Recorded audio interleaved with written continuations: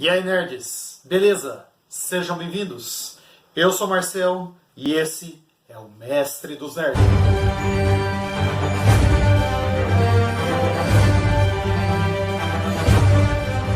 Galera, beleza? Tudo bem?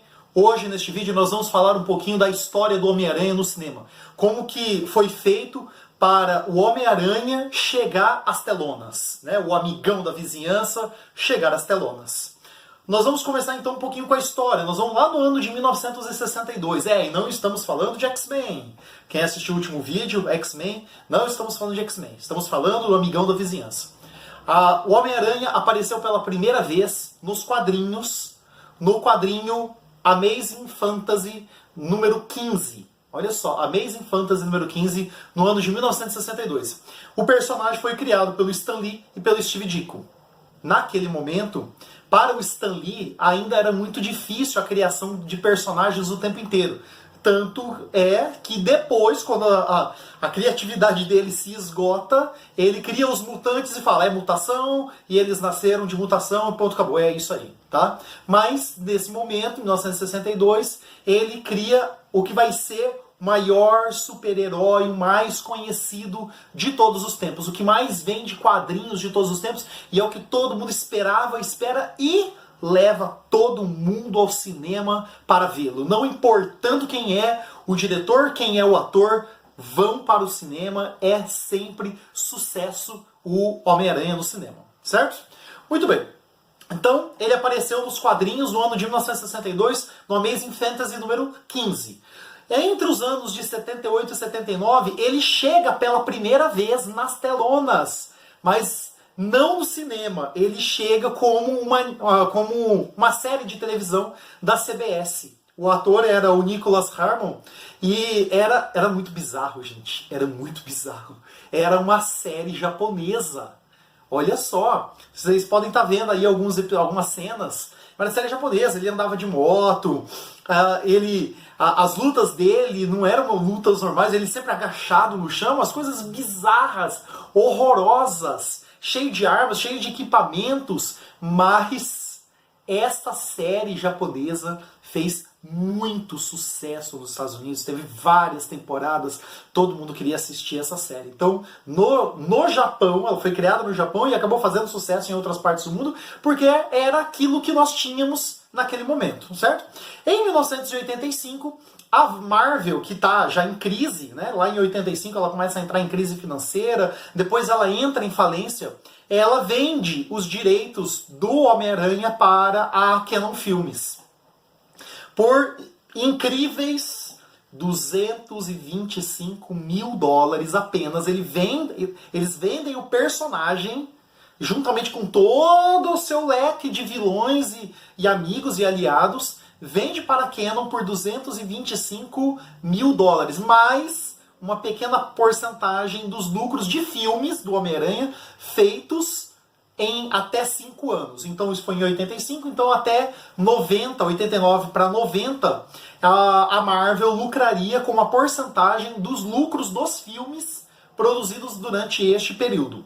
Mas a Canon Filmes não produziu filme nenhum, não deram conta, gastaram, né, para organizar o personagem, para preparar, criar um roteiro, criar uma ideia, mas não foi para frente. A Canon já estava quase que em falência também. Em 1989, a Canon já encerrando o prazo lá para produzir filmes, a Canon ela faz uma parceria com a 20th Century Fox e com a Columbia Pictures, para ver se com essas duas grandes empresas o projeto vai para frente e eles conseguem levar o Homem-Aranha para o cinema. Mas não foi o que aconteceu. No ano de 1990, entre 90 e 1996, eles tentaram novamente, organizaram o personagem, organizaram roteirizaram, mas as coisas não iam para frente. Tá? A direção deixou a Canon para trás, levou o personagem e o personagem foi parar nas mãos da Carolco. Olha só, foi parar nas mãos da produtora que é a Carolco, juntamente com James Cameron. Olha só, o diretor de Avatar, o diretor de Titanic, o diretor de Exterminador do Futuro, né? James Cameron. Só que, porque naquele momento a Carolco ela estava com os direitos da 20th Century, mas não foi para frente. Eles tentaram desenvolver esse projeto com essa nova produtora, a Carolco, mas não foi para frente. A Carolco entrou em falência e não só ela. A Carolco entrou em falência, a 20th Century entrou em falência e a Marvel, que já estava desde 85 capenga, entrou também em falência. Olha a situação. Então parece que era uma coisa bizarra, nenhuma empresa, nenhuma produtora conseguia levar o Homem-Aranha para o cinema. Ninguém conseguia levar ele para o cinema. Ele fazia sucesso nos quadrinhos, mas o cinema não conseguia recebê-lo, né? Tinha a série lá da live action, né, japonesa, em que eles conseguiram desenvolver alguma coisa. Depois da Carolco, a 20th Century e a Marvel entrar em falência, os direitos do Homem-Aranha vão para a MGM. Mas ainda fica uma briga, né? Uma briga de direitos, eles vão para a justiça querer tomar os direitos, como a Canon vai para a justiça também querendo tirar os direitos da MGM, aí a MGM vê como trunfo levar ao cinema, como não estava conseguindo levar o Homem-Aranha, levar ao cinema o 007, que depois vai fazer sucesso também, na figura do Daniel Craig, que todos nós conhecemos. Entre 1998 e 1999, a Marvel, ainda em crise, ela vende os direitos do Homem-Aranha, né, que estava, por enquanto, estava emprestado, fica naquela briga, voltou para a Marvel, né? E a Marvel vendeu para a Columbia. Só que a Columbia pertence à Sony Pictures. Ou seja, foi aí, entre 98 e 99, que o Homem-Aranha foi parar nas mãos da Sony Pictures. Em 2002, a Sony Pictures resolve, vamos levar este Homem-Aranha para o cinema. Como a Sony não devia nada a ninguém, e só tem uma cláusula no contrato que diz que se por um acaso ela se vender, né, a Sony vender a sua empresa, imediatamente o Homem-Aranha retorna para a Marvel. Mas isso não aconteceu até agora. Tá? O Homem-Aranha ele chega a custar para a Sony uma média de 4 bilhões de dólares. É muita coisa, gente, é muita coisa. Tá? E aí, em 2002, a Sony lança o Homem-Aranha número 1 com Tobey Maguire e com o diretor Sam Raimi. Era a primeira vez que o Homem-Aranha estava sendo levado ao cinema na figura da Sony Pictures. Então, para todos nós, foi um sucesso. O primeiro filme realmente é um filme muito bom, né, onde ele vai contar a história, a origem do Peter Parker, a origem da picada da aranha. Os poderes, grandes poderes, exigem grandes responsabilidades. Né, toda essa mitologia em torno do Homem-Aranha se constrói nesse filme, fazendo um total de bilheteria de 821 milhões de dólares. Foi sucesso, foi uma das maiores bilheterias do cinema para a Sony Pictures. Mas não parava por aí. Lançaram em seguida Homem-Aranha 2, fazendo um total de 738 milhões de dólares. E aí depois veio o Homem-Aranha 3 com 890 milhões de dólares. Os 3 filmes são bons? Todos os 3, pode observar, seguem a mesma premissa. O primeiro filme tem como vilão o Duende Verde. O segundo filme tem como vilão o Dr. Octopus.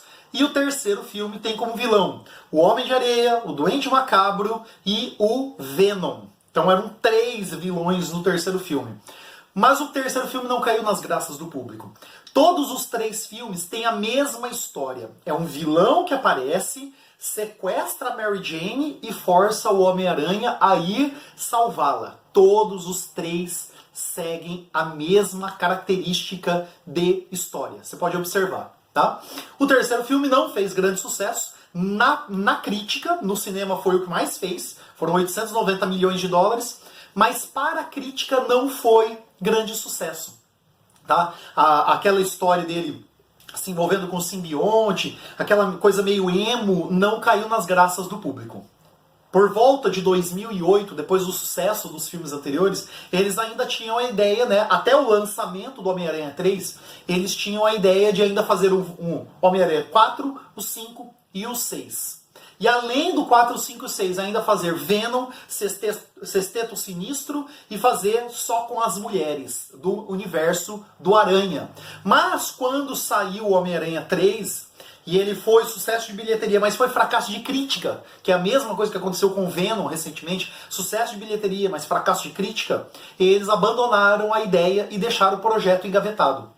Em 2012, eles pensaram, vamos fazer uma nova trilogia, e aí eles chamam o Andrew Garfield na direção de Mark Webb para fazer Espetacular Homem-Aranha. E o Espetacular Homem-Aranha foi a renovação, nossa, é muito bom, é muito legal, né, com o Lagarto, né, fazendo o Dr. Connors, fazendo o vilão, e fez um total de bilheteria de 757 milhões de dólares. Ah, muito bom, né? Até eu na época falando, nossa, que filme maravilhoso, muito melhor do que o filme do Sam Raimi.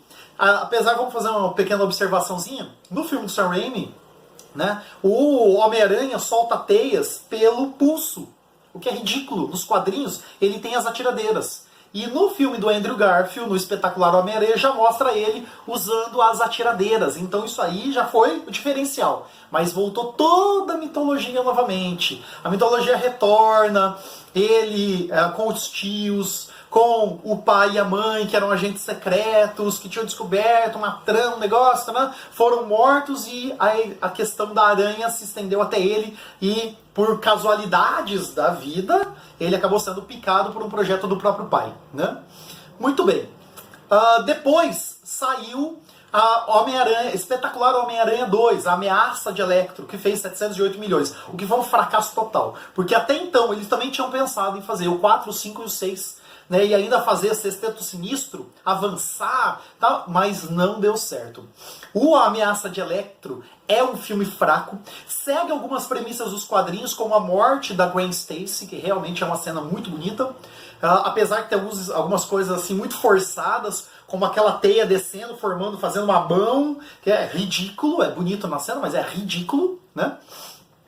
Mas não caiu nas graças do público. E o interessante é que eles fizeram a chamada para o terceiro filme. Lá no finalzinho, na cena pós-crédito, você vê o Duende Macabro organizando o Sexteto Sinistro, que não chegou a acontecer. O filme iria sair em 2016 e até hoje não há projetos para continuação, para fazer, né, o Sexteto Sinistro. Mas acabaram fazendo o Venom. Bom, em 2014, começam as negociações entre a Sony e a Marvel. Estavam dizendo que a Sony ia fazer mais uma trilogia, que ia começar com mais um Homem-Aranha, né? Então começaram a chamar atores, mas o que aconteceu? Houve vazamentos de e-mails da Marvel e da Sony. E nesse vazamento de e-mails, estava lá um acordo entre os dois, eles fazendo negociações para que o Homem-Aranha da Sony participasse do UCM, né? O Universo Compartilhado da Marvel. E ali a Sony, depois não tem mais como esconder, ela começa a fazer pesquisa por atores e chega até a figura de Tom Holland. E o Homem-Aranha, então, é estreado no filme Capitão América Guerra Civil, o qual, durante todo o trailer, foi segurando a imagem dele, e naquele momento em que ele pula, salta e segura o escudo do Capitão América, aquela cena é maravilhosa e ele aparece ali. E depois você vai ter 2 novos filmes do Homem-Aranha, né? Um antes de Vingadores Guerra Infinita, aparece ele lá, não trata da origem dele, né? O vilão é o Abutre. Depois aparece ele em Guerra Infinita, depois em Ultimato, e agora saiu o recente Homem-Aranha, que fez mais de $1 bilhão. Nesse momento, nós vemos que a Marvel está desesperada para comprar o Homem-Aranha. Tá? Tava até pensando que algumas empresas estavam querendo comprar a Sony, aí viria de graça para a Marvel, mas isso é muito difícil acontecer. Então a Marvel, ela tem algumas discussões por aí rolando, que ela está oferecendo 5 bilhões para comprar o Homem-Aranha e todo o universo dele. Então não sabemos até onde vai essa franquia. Agora, de todos os Homem-Aranhas, qual é o melhor de todos eles? Olha só, o Homem-Aranha do Sam Raimi, a primeira trilogia, é a trilogia clássica. Nunca tínhamos visto um Homem-Aranha no cinema. Então ele ficou marcado em nossas mentes, em nossos corações. O do Andrew Garfield, ele se propôs a ser um bom Homem-Aranha, mas nem a roupa dele batia com o Homem-Aranha dos quadrinhos. Ele foi um bom Peter Parker, mas não foi um bom Homem-Aranha. E o do Tom Holland, ele é novinho, ele é jovem, ele é alegre, ele faz as piadinhas, né? Ele tem tudo para ser um Homem-Aranha de sucesso nos cinemas. Né? Até recentemente, quando a Marvel, a Sony saiu, né, tirou o Homem-Aranha da Marvel e falou, não queremos mais eles nos seus UCM, todo mundo criticou a Sony, né, brigou com ela, mandou mensagens, fez um monte de coisa, porque todo mundo queria este Homem-Aranha dentro do CM. E agora foi fechado mais um acordo para que o Homem-Aranha apareça em mais um filme da Marvel. Então nós estamos esperando qual filme vai aparecer. E outra coisa, será que a Marvel vai conseguir comprar o Homem-Aranha por 5 bilhões? Eu acho pouco. Eu acho que tinha que subir aí, tá? Para conseguir comprar. Porque ela comprou a Fox inteira por 71 bilhões de dólares. E o Homem-Aranha, juntamente com seus 900 personagens quase, 5 bilhões eu ainda acho muito pouco, porque é muito próximo, né? Ela ganhou 1 bilhão e pouco agora com um filme. Imagina o que ela pode ganhar com os outros, continuando nos seus acordos, nos seus negócios com a Marvel. E aí, gostou de conhecer um pouquinho da história do Homem-Aranha no cinema? Abraço e até a próxima!